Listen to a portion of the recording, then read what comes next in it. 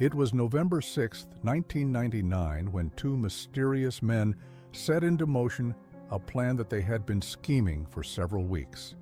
In Cabere, Australia, lived an elderly couple named Gregor and Irma Pick. Around 9:30 p.m., the two masked men forced their way into the couple's home and ran towards Gregor and Irma.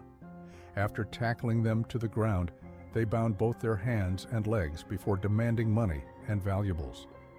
Gregor and Irma tried to resolve the situation by saying that they didn't have anything of worth inside their home. This led to the men savagely beating the elderly couple and resorting to ransacking the home in an effort to find cash and jewelry. The burglars eventually found exactly what they were looking for and sprinted out of the house afterwards. Gregor then called out for Irma once the thieves left, but got no response. His heart began to race as he struggled to free himself, but luckily he did break free from the cable ties and duct tape. He ran over to the hallway to find his wife motionless, lying on the ground. It seemed that Irma's injuries were far worse than Gregor's own. Immediately after seeing his wife and getting no response out of her, Gregor rushed to call authorities. Medical officials arrived and determined that 72-year-old Irma had already died. Officials later revealed that she had sustained a broken nose during the burglary, and she effectively drowned in her own blood since she had duct tape over her mouth. An interesting detail about the case is that the Picks were victims of another two burglaries back in 1997 and 1998. Investigators are confident that all three of these burglaries are related. Authorities had collected DNA evidence that may lead to the culprits, but as you would imagine, this evidence wasn't very crucial at the time due to technological limitations. In the early 2010s, a $500,000 reward was actually introduced in an attempt to drive more attention to the case. Investigators did try and gather leads to solve this in the years that followed the events, but there was little to go off of. Aside from Gregor himself, there were no witnesses. Then in 2019, a certain individual's DNA was stumbled upon by police, and they realized that it was a match to the DNA found back in 1999 at the Picks house. This individual was a man named Stephen F. Britzy, who was 68 years old when he was linked to the burglary. Stephen wasn't confronted until 2023, but in September of that year, he did admit to being at the Pick residence on the night of Irma's death. While he did admit that the purpose of the break-in was to steal valuables, he would deny having been involved in any sort of assault or murder. Stephen was later charged for Irma's murder. In court, prosecution brought up a prior conviction against Stephen where he planned to steal over $1.5 million worth of cigarettes. Stephen then tried to apply for bail, but prosecution brought up the likelihood that Stephen was going to escape the country if this was allowed. It turned out that Stephen had dual citizenship and was also a citizen of Hungary. He even owned a sizable piece of land in Hungary, along with a savings account with over $250,000 stashed away. The judge ultimately refused the bail. The Picks family later came out and said that they were incredibly happy that Gregor and Irma finally got some amount of justice. Officials also informed the public that they are looking into the identity of the second person involved in the burglary. They have a number of suspects in mind, but due to obvious reasons, they are keeping that information secret. On January 17, 1985, in Raymond, New Hampshire, 24-year-old Denise Bowler went missing. That night, Denise's husband was dropped off at home after work. You see, that day, Denise actually drove her husband to work since her own vehicle was at the mechanic's place. So when her husband got back home and didn't see the truck, he was a bit concerned. Not expecting Denise to be out, he entered the home and found a short letter that said, "We've got your wife." Denise's husband ran around the house and outside because he wasn't entirely convinced that this was really happening. At the time it was snowing, so outside near the house there were these other footprints that did not belong to Denise. They were far too large. He suspected that these belonged to the abductor. When police arrived and interviewed Denise's husband, they learned that Denise dropped him off at work and was supposed to drive straight home. We don't know if she got home, then left, or if she never made it back in the first place. Obviously, due to the note left behind, many believe that Denise was abducted, but there were a number of people who actually thought that she had left of her own free will to start a new life. There were no other clues at the house, and it seemed like the case was fated to go cold in the near future. However, authorities were able to locate the Bolser pickup truck at the Logan airport, and inside were Denise's social security card, birth certificate, and credit cards, all of which were just sitting loose out on the front seat. Police were now suspecting that foul play was involved, contemplating the possibility that Denise had been murdered. At this point, the items found in the truck did not help progress the investigation, though, and eventually, Denise's husband actually filed for divorce, which confused some people. Investigators turned to him as a person of interest, but in the end, they determined that he had no involvement with Denise's disappearance. Several months later, investigators came up with an interesting theory. Denise was working as a bookkeeper at the time, and her employer actually accused her of stealing anywhere between $55,000 to $100,000 during her time there. Then, in the following year, Denise was actually charged with that crime, but of course it was made in absentia. With this charge, police were led to assume that Denise actually did just abandon her old life and there was no foul play involved. When her family was informed of this, they were shocked, not believing that she was this kind of person. In 1993, the embezzlement charges were actually dropped, but investigators exhausted their list of leads and the case went cold. Although it did seem like most people agreed that Denise was still alive, one state trooper was quoted saying, "There was no information ever uncovered that would lead us to believe that she was deceased." In 2002, authorities got a streak of luck. A private investigator named Shirley Casey was looking into Denise Bolser and made a connection to an address in Florida. There was a home registered under the name Denise, and this woman just so happened to have the same birthday as Denise Bolser. Police eagerly jumped at this information and paid a visit to the Florida address. And what do you know? They found Denise Bolser, whose last name was now James. She was 42 years old in 2002, and when asked why she ran away, Denise said that her life was in danger. Here, we find out that her disappearance was indeed related to embezzlement. According to Denise, her former boss threatened to kill her. This company was actually owned by the boss's wife, and he was forcing Denise to steal money here and there by manipulating the books.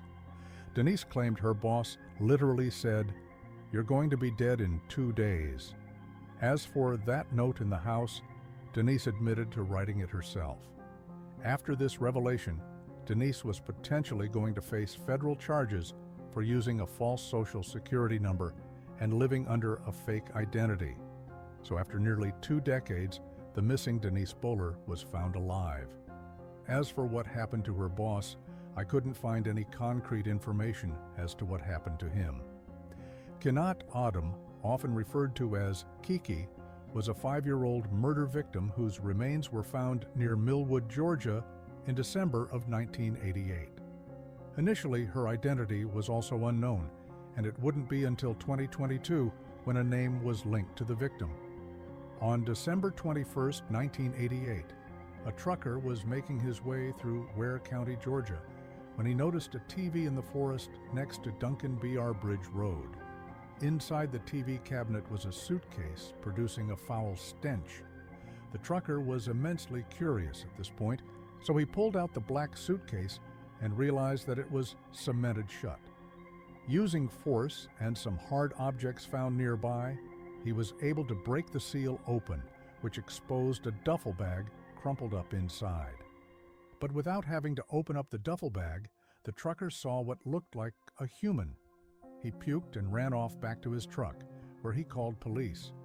When authorities arrived, they opened up the duffel bag to reveal a small African-American girl wearing white thermal pajamas. They estimated that she was anywhere between 4 and 7 years old. She weighed about 30 pounds and was just under 3 feet tall. Investigators were not able to determine a cause of death, but after examination, they ruled out the inclusion of a firearm or knife. Again, this little girl was unable to be identified at the start, so she was referred to as Baby Jane Doe or Christmas Doe by locals.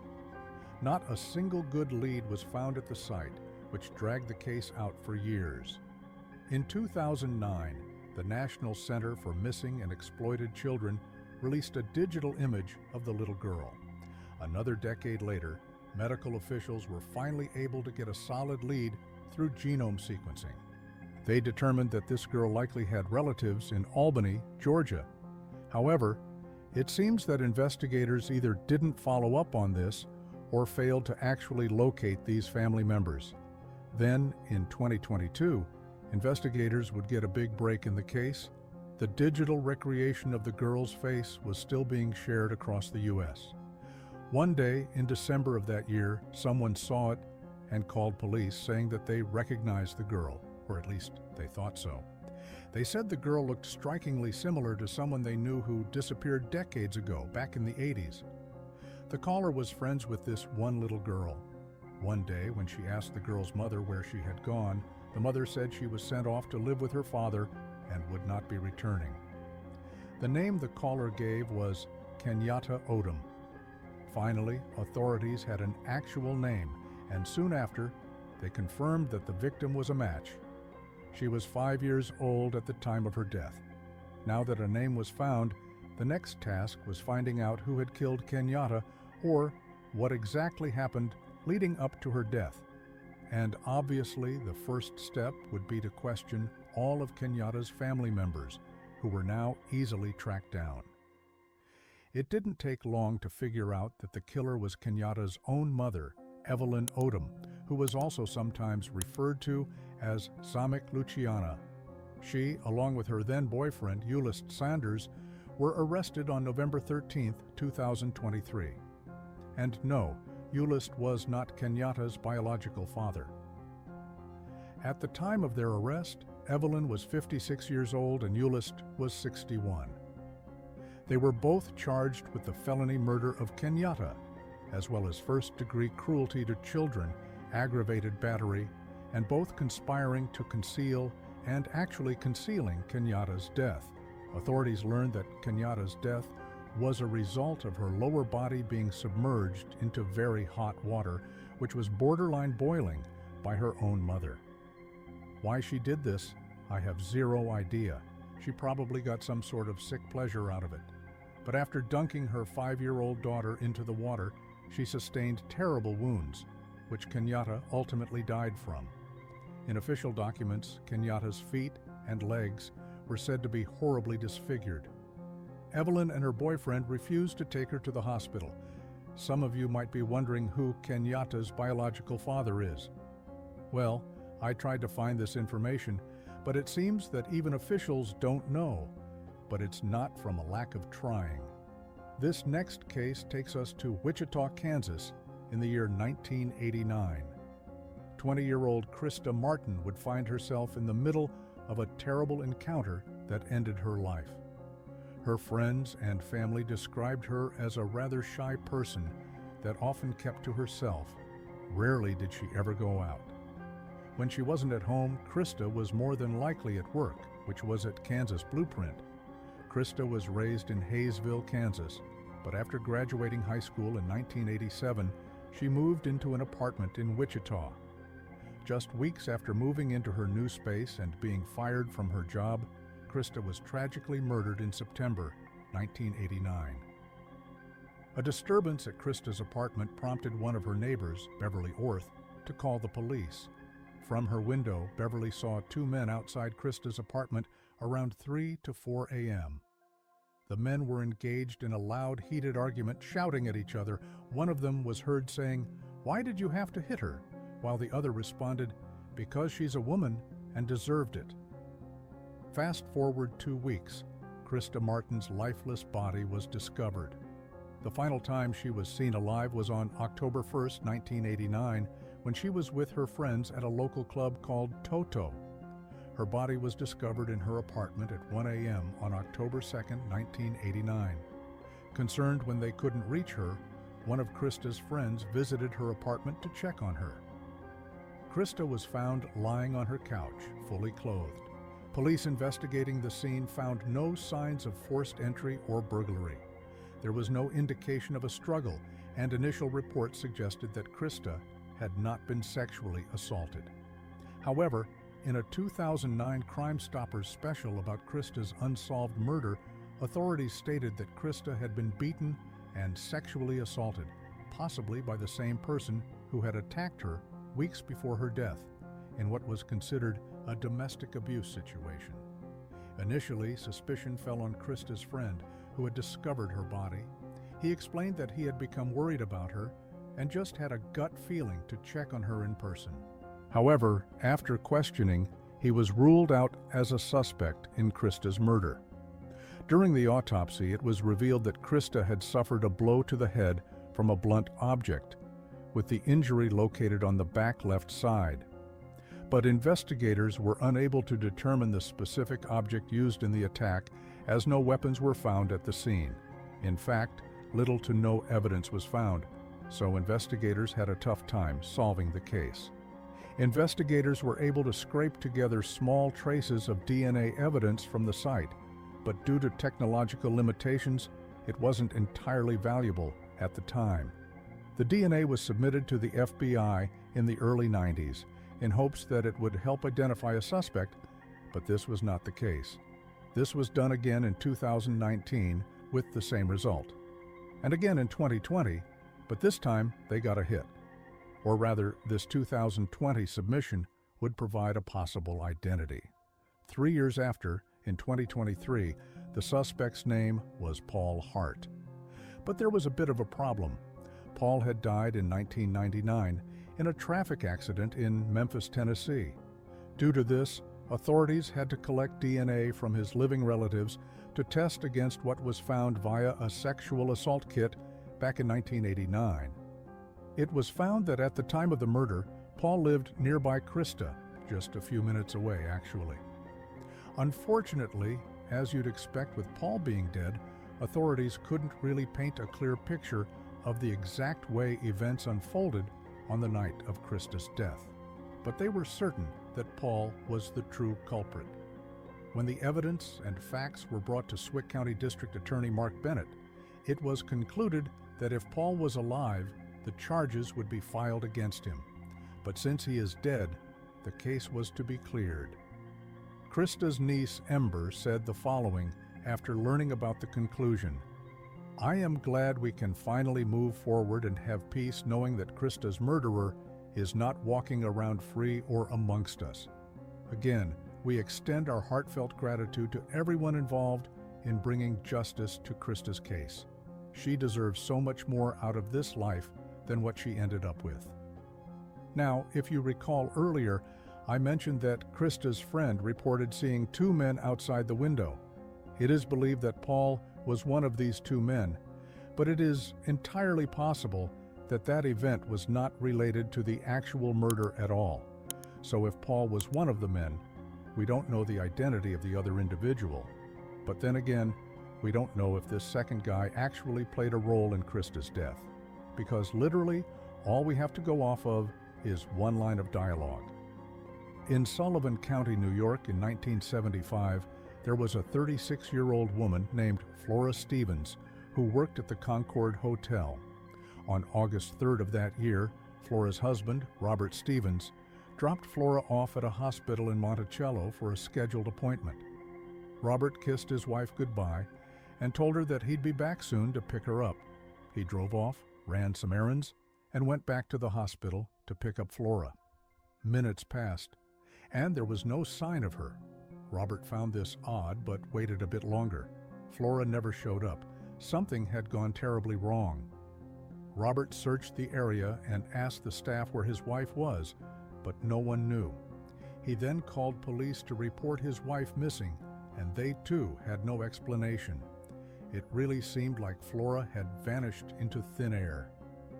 Over the years, investigators returned to this missing persons case to try and find some leads, but the investigations never got far. Fast forward to September of 2017, it seemed like the case had its first big breakthrough. The Sullivan County Sheriff's Office received a call stating that there were what seemed to be human remains in the southern part of Orange County. Officers sped off to the location in question and found the remains. At a glance, the remains did resemble Flora, but that really wasn't saying much. Some days passed, and this lead turned out to not be related to Flora at all. However, investigating these remains led to a new lead. Detectives Rich Morgan and Ed Klaus were rummaging through various databases and noticed that Flora's social security number was being used, specifically in Lowell, Massachusetts.